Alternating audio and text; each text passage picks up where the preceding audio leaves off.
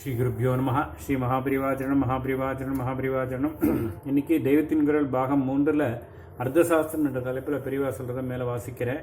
இது பக்கம் 901 ஆரம்பிக்கிறது. இதுதான் கடைசி பாகம் இந்த தலைப்பில். அர்த்தசாஸ்திரத்தை சார்ந்ததுதான் மற்ற 3 புருஷார்த்தங்களும் நிற்க முடிகிறது என்பதைப் போலவே இன்னொன்றும் சொல்லலாம். வேத ரட்சணத்திலிருந்து ஆரம்பித்து எல்லா வித்தியைகளும் அவற்றை அபியசித்தவர்களையும் போதிக்கிறவர்களையும் ராஜாங்கம்தான் ரட்சித்து வளர்த்து தந்ததால் நம் சனாதன சமயத்தின் ஆதாரமான 14 தர்ம பிரமாணங்களுக்கும் அர்த்தசாஸ்திரம்தான் கவசம் என்றாகிறது. 18 வித்யாஸ்தானங்கள் என்கிற போது 4 உபவேதங்களில் இதை தவிர உள்ள ஆயுர்வேதம், தனுர்வேதம், காந்தர்வ வேதம் ஆகியவற்றுக்கும் ராஜாங்க ஆதரவு அவசியம் என்பது மட்டுமின்றி ராஜாவோடையே இந்த 3க்கும் நெருங்கின சம்பந்தம் இருக்கிறது.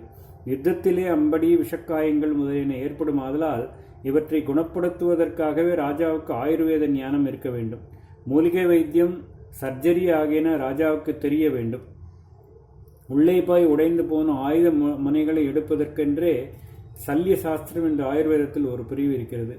தனுர்வேதம் அவனுக்காகவே முக்கியமாக ஏற்பட்டது. பேட்ரன் ஆஃப் ஆர்ட்ஸ், அதாவது கலைகளின் போஷகனாக இருக்க வேண்டியதும் ராஜாவின் கடமை. இதனால் காந்தர்வ வித்தியில் அவனுக்கு சம்பந்தம் வந்து விடுகிறது.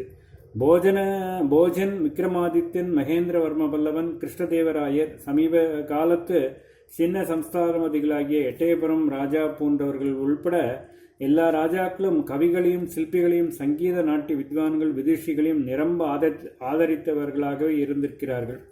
தாங்களும் கூட அவர்களில் ஒருவராக இருந்திருக்கிறார்கள். அர்ஜுனன் விராட தேசத்தில் நிருத்யாச்சாரியனாக இருந்திருக்கிறான். உதயணன் வீணை வாசித்து மதயானை அடக்கியிருக்கிறான். இதிகாச புராண காவியங்களில் இப்படி எத்தனையோ. ராமருடைய கல்யாண குணங்களை அயோத்தியா காண்ட ஆரம்பத்தில் விவரித்துக் கொண்டே வரும்போது சங்கீதம் முதலான காந்தர்வ வித்தியைகளில் அவர் லோகத்திலேயே முதல்வராக நிற்கிறவர் என்று சொல்லியிருக்கிறது. காந்தர்வேச்ச புவி சிரேஷ்டக. சரித்திர காலத்துக்கு வந்தாலும் மகேந்திரவர்மா சித்திரக்கார புலி என்றே ஒரு பட்டம் வைத்துக் கொண்டிருக்கிறான். மத்த விலாச பிரகசனம் என்ற அவன் ஆசிய நாடகமும் எழுதியிருக்கிறான். குடுமியாமலையில் சங்கீதத்தை பற்றிய சாஸ்திரத்தை கல்வெட்டில் பொறுத்திருக்கிறார்கள். ராஜராஜ சோழன் ராஜா வித்யாதரன் என்ற ஒரு பட்டம் சூட்டிக் கொண்டிருக்கிறான். வித்யாதரர்களும் கந்தர்வ ஜாதி போலத்தான். தஞ்சாவூர் பெரிய கோவிலில் ஆரியக்கூத்து, தமிழ்கூத்து முதலியன நடக்கச் செய்திருக்கிறான். சமீப நூற்றாண்டுகளில் காந்தர்வ வித்தியை தஞ்சாவூர் சீமையில் பெரிய மறுமலர்ச்சி பெற்றதற்கு காரணமே நாயக்க ராஜாக்களும் சரபோஜி முதலான மகாராஷ்டிர ராஜாக்களும் கொடுத்த ஆதரவுதான். ராஜாவானவன் சகல சாஸ்திர பராங்கதன் என்பதற்கு கரை கடந்தவன் என்ற நேர் அர்த்தம் இருக்க வேண்டும் என்பதில் அவன் காந்தர்வ கலைகளை நன்றாக அபியசித்து ஆதரித்து வளர்க்க வேண்டும் என்றும் ஏற்பட்டிருக்கிறது.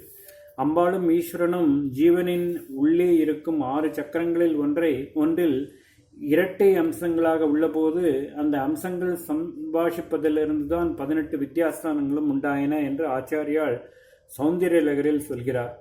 யதா லாபாத் அஷ்டாதச குணித வித்யா பரிணிதி. இது அத்தனையிலும் வல்லவனாக அரசன் இருக்க வேண்டும். இப்படியாக அநேக சாஸ்திரங்களை தெரிந்து கொள்ள வேண்டியவனாகவும் அத்தனை சாஸ்திரங்களையும் ரட்சித்து தர வேண்டியவனாகவும் இருக்கிற அரசனை முக்கியமாக உருவாக்குவது அர்த்த சாஸ்திரம்தான் என்பது அதற்கு பெருமை. அசுரகுரு சுக்கிரர் மட்டுமின்றி தேவகுரு பிரகஸ்பதியும் ஆட்சிமுறை பற்றி சாஸ்திரம் செய்திருக்கிறார்.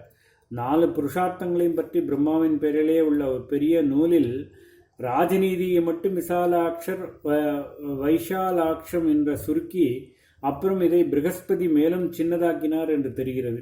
ஸ்மிருதியில் வரும் ராஜநீதியை மேதாநிதி மனுஸ்மிருதிக்கு விளக்கம் எழுதியவர்.